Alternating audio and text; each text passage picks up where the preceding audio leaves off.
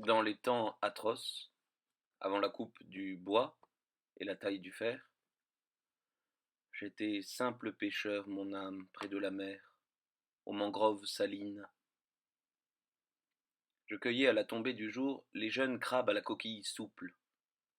Et la nuit, j'avançais près des côtes, dans les excavations bleues et dorées, où je trouvais des oursins au sexe rouge et des lunules vivantes et visqueuses,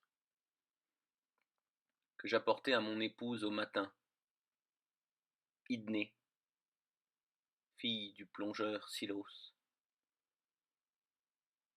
Sur le sable, elle m'attendait, nue, coquillage, succion vénérée. Nous ne parlions jamais. La parole ne nous avait pas encore appelés. Puis vint son démon, et la peur. Dans ma bouche, une araignée rose cannibale. Dans le silence, le silence. Le coquillage n'accueillit plus l'anguille de l'amour, et a séché. Après 3 jours de délire auprès de ce dauphin à la peau translucide et aux veines visibles sous la gelée, le fleuve de mes larmes m'a ramené à la mer. Le langage sous mes yeux avait planté son hameçon et créé en moi un désir qui me jetait vers la mort. Une folie animale, une irruption rentrée. Je sentais dans mes entrailles la lave à la laine orientale dégringoler sur les branches et absorber une à une les orchidées du deuil. Depuis que je savais parler, Seigneur, je voulais le néant, et j'étais Dieu à cause de la faim. L'amour en moi avait pris à la plaie, si bien que je sentais sous mon ventre d'abord, puis ma langue, et partout, ses racines amphibies s'attacher, prendre et battre comme le cœur d'un autre, l'organe du néant. Mes ongles se couvrirent de nacre et durcirent. Les strates sédimentaires autour de mes mains, parce que les mains parlent et parce que mes mains s'y refusaient. Huîtres, palourdes, télines fluorescentes. Dans ma bouche vinrent ensuite les anémones vénéneuses. De ma tête sortaient des coraux rougeoyants. J'étais un homme, mais je parlais. Je baptisais les choses. À Délos, au fond des océans. Mes os étaient salés, ma chair grelottée, ventouse gluante comme dans le foie d'un brochet, 3 coups de couteau. Et j'étais terrifié, comme on peut l'être par soi-même.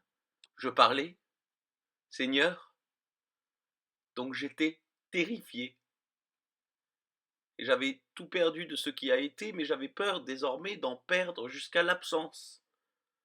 Comme si le langage avait pu anéantir le néant, et comme si c'était cela, précisément, le langage, la négation d'une négation, dont j'enseignais l'art à Apollon, qu'il enseigna à lui-même à Pythonis, qui le jeta aux flammes, où le ramassèrent, orgueilleux imbécile, les prêtres de Delphes, et le noble Plutarque, pour le faire parler, de sorte que le langage fut à la fois victime et bourreau. Vas-tu parler? Silence. Si je parle, je meurs. Silence. Pourquoi? Silence. La parole est trahison. Silence. T'ai-je seulement torturé? Silence. Philosophe, en m'interrogeant, tu te tortures toi-même. Silence. Pourquoi? Parle. Silence. Parce que poète, nous sommes celui qui n'est plus. Et parce que philosophe, Je fus celui que nous ne serons jamais plus. Silence. Pourquoi? Pourquoi? Silence. Silence. Mes coudes et mes genoux tombèrent sur le sable où la vie habitait. Ma niche était chez elle sur les narines des falaises. Et ma bouche devant moi une tentacule filandreuse plongée dans la vase, entre les vives et les couteaux. J'étais civilisé, mais, Seigneur, j'étais terrifié. Le langage avait fondé en moi davantage que la mort, et planté dans ma bouche son épais ordre direct donné par Dieu de supporter l'humanité.